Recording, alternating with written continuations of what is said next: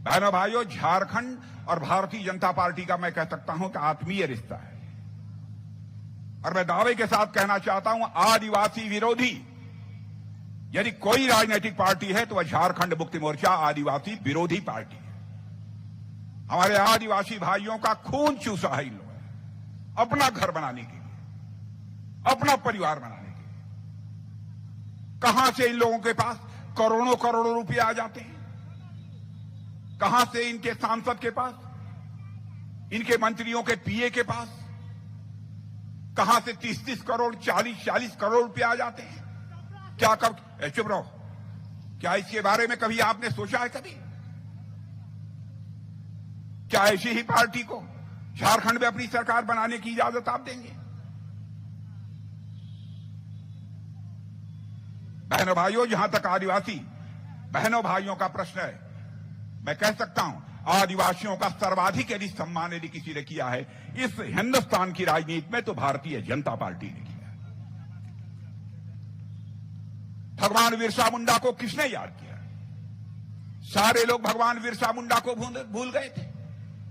भगवान बिरसा मुंडा की प्रतिमा केवल यही नहीं बनी है बल्कि हिंदुस्तान के दूसरे भागों में भी बनी है। और भगवान बिरसा मुंडा के जन्मदिन की जयंती कितने शानो शौकत के साथ मनाई जाती है। भारत की राजधानी में भी मनाई जाती है, दिल्ली में मनाई जाती है।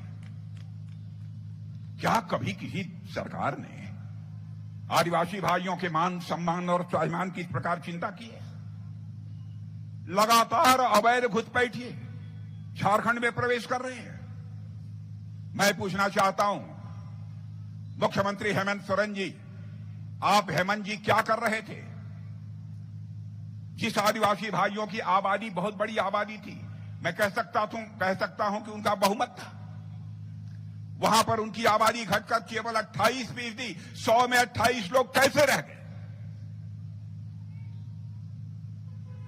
फिर भी आप कहते हैं कि हम आदिवासियों के कल्याण के लिए काम कर रहे हैं, उनके विकास के लिए काम कर रहे हैं। घुसपैठियों ने आकर बहनों भाइयों आपकी जमीन को कब्जा किया है, आपकी जमीन को कब्जा किया है। यही अपील करने आया हूं, केवल भारतीय जनता पार्टी की सरकार बना दीजिए। मैं देखता हूं कौन मां का लाल आपकी जमीन पर कब्जा कर पाता है।